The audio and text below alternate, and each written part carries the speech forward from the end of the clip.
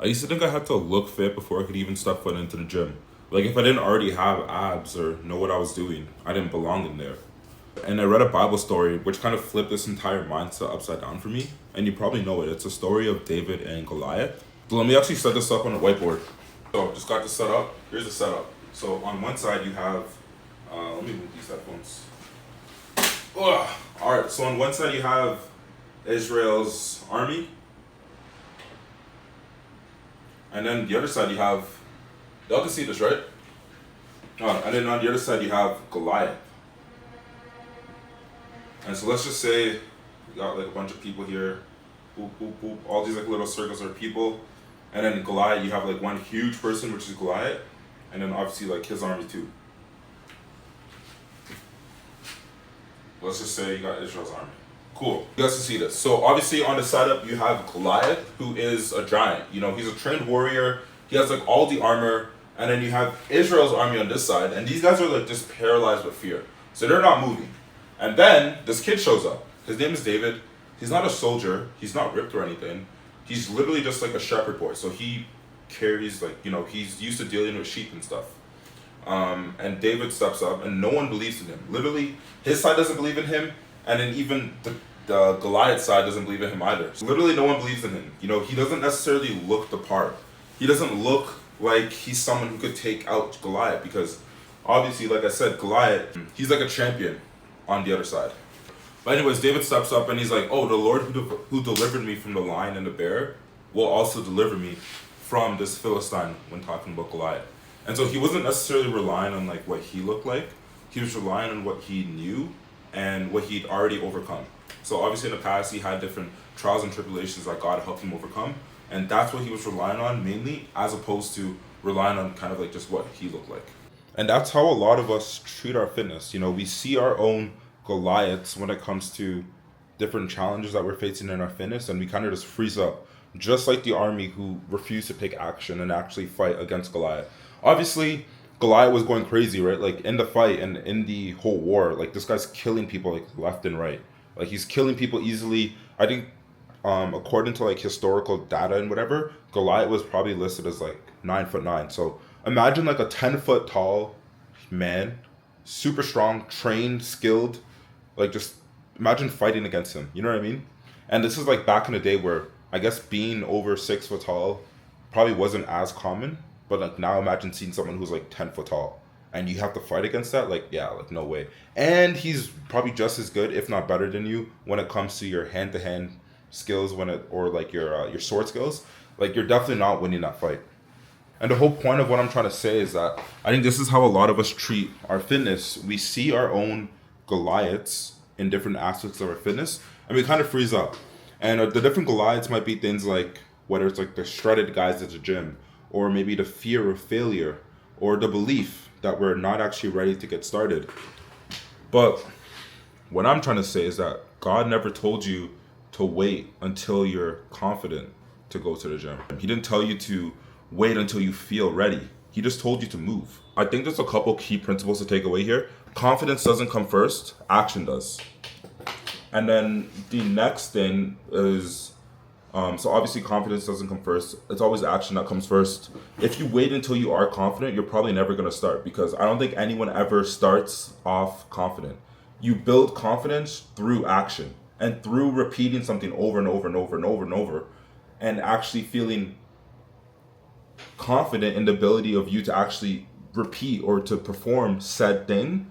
That's what's going to give you the confidence, not the other way around. So you can't tell me that, oh, I want to wait until I get good before I start. Well, the only way you're going to get good is if you actually start doing the thing, sucking at it, and then over time building up your skills. And once you've built up your skills to a certain point, now you can become confident. And that's like the first thing. The second thing is that obedience, it just beats overthinking. Obviously this is like a Bible story, and God told him like, hey, like go fight that guy. And I think in life it's really easy to do what we're not supposed to do. You know, you have a lot of, and hey, no shade, this is just me talk. Yo, this is my YouTube, so I can I can say what I want to say. But you have, let's say, sometimes like personal trainers who maybe aren't in the best shape. Personal trainers rocking the dad bods, let's just say that. Let me just leave that example out. Like that'll just be for another video. But I think the other thing that I want to actually talk about, which is like legit, like actually valid, is if you don't move on the gifts that God's given you, someone else will. It's important to actually use the talents, use the skills that God's given you, or else someone else will. And when someone else does it, probably won't get the outcome and everything that you want. And when someone else does it, it kind of robs you now of that opportunity and that chance to actually be obedient to God and do what you've been called to do. Imagine this. I would draw this on my whiteboard, but it is kind of like hard to get this going. But let me just try again one more time. So you have on one side, I think in this story, everything represents something. Oh, I got my phone here. That's what I was using to record the story. I think everything represents something specific when it comes to your fitness journey. So, couple things we'll talk about. We'll talk about Goliath. We'll talk about slingshot, and then we'll also talk about the stones. Goliath is the limiting belief. Limiting belief. So when I say limiting belief, all that means is it's a belief that you have in your head, which is convincing you that you actually cannot get started and that you cannot achieve a certain goal and that you cannot do what you're called and supposed to do. So that's what the limiting belief is. So in the story, that's what Goliath represents. And then the slingshot is actually going to be whatever small habit that you can start with today. So small habit. Because remember, the slingshot was something, it was probably not the best weapon of choice, because obviously back in the day, they weren't fighting with guns or anything, but they were fighting with swords. And swords, like you can really kill someone with a sword if you've seen like a real sword. I've seen a lot of those back in Africa, which is like really, really cool. But anyways, the slingshot is like a small habit. And so to David, the person who's fighting, he's used to fighting with the slingshot. And so that's something that's known to him. It's a habit. It's something that he's good at. It's something small. It might not be the most effective, but it works for him. And so that's like a small habit. And so this can be a small habit that you might have done in the past that you can actually get started with today. And then the stones, like what he actually used to fire off, these are just going to be like you actually doing the habit. So this is going to be maybe like you getting like your steps in or your reps at the gym.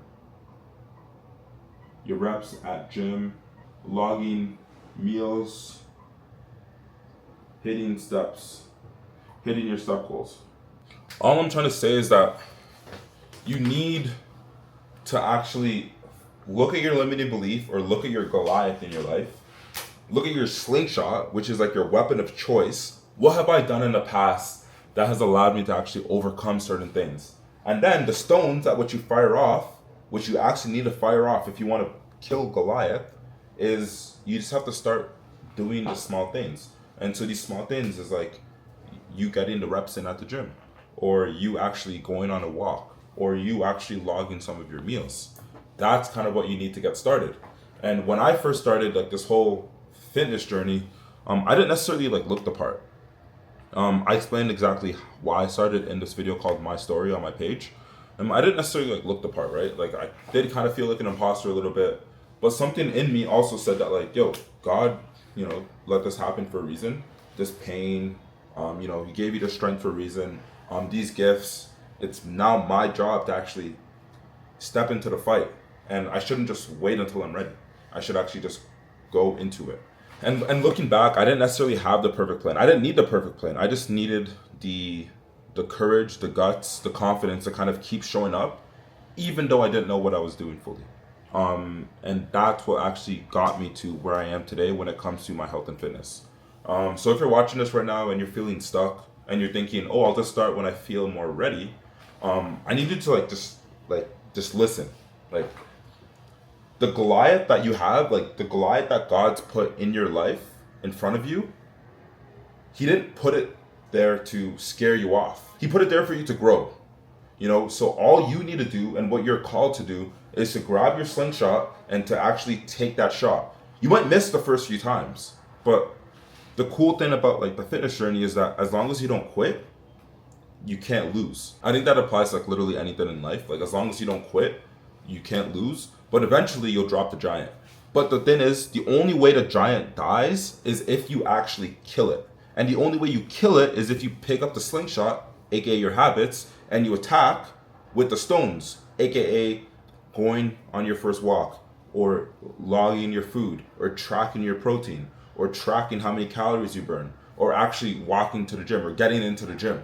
So that's kind of like what David and Goliath has kind of taught me about fitness, and kind of like revisiting the story, and kind of like how it's kind of like, helped me take a different perspective on like fitness. So what I do plan on doing honestly is like I really like seeing how I can kind of like relate these like Bible stories to like fitness. I think it's something that's really cool, and it's not something that I've necessarily like seen all over the place too. So I think it's like super applicable. So I'm gonna probably be doing like more of this. If you have any specific Bible stories in mind, or in general that like you are like particularly fond of, that you'd want me to dive in or kind of like relate to fitness from like my POV, like definitely share, and I'll be sure to do so. But beside that, I'll be posting like probably like the shorter form version of this on my Instagram as like a reel, so you can kind of like check it out there. And yeah, if any of this like story like resonated with you, or I found any of this like helpful or useful, like hit me up. Like, or even if you're like confused about like, okay, I don't know what stones I should be using to shoot, or I don't know what my habits are, or what my slingshot should be. I don't know what my stones should be. If that's also you, like also feel free to like let me know, and I'd be more than happy to kind of like, have a conversation with you, and kind of like come up with a solution to help, because at the end of the day, I'm here to help. This fitness stuff, this is like, my love, this is my life. And I'm just like so blessed. Like I write in my journal every day. This is my journal. I write in my journal every day, and I talk to God about how like blessed I am to kind of like, a really good friend of mine, he made this quote, or not he made this quote, but he reminded me of this quote, and he sent this quote to me actually not too long ago. And it's something that has been like really, really like sticking with me ever since. And he said something along the lines of like, okay, I'm gonna paraphrase here because I don't remember exactly word for word what the quote was, but it was something about like, how blessed am I to be able to be tired of after a long day of chasing a pursuit of my choosing. And so obviously fitness is my choosing, and that's what I love. And not to say that I'm tired or anything, but like, I'm very like grateful, and I'm very blessed to be able to actually help people with fitness, because this is something that is like, it comes very well, now it comes naturally. Now I have the confidence in fitness, but I didn't always have the confidence when it came to fitness. And that just is a testament to like this whole story where, at first maybe fitness and, getting in shape was like the Goliath in my life. But through the small habits I built up, and through actually, doing my research, learning, getting my certificate, all that good stuff, that is what gave me the confidence, and that's what gave me, the skills and the ability to be able to, be here today and be able to share a story like this and relate it from David and Goliath to now fitness. If any part of the story like resonated with you, and you want to like kind of like dive a little bit deeper more into like the Bible talks, whatever, just hit me up on Instagram. You know where to find me. Yeah, that's it. And if you stayed this long, love you guys. Peace, and see you in the next video.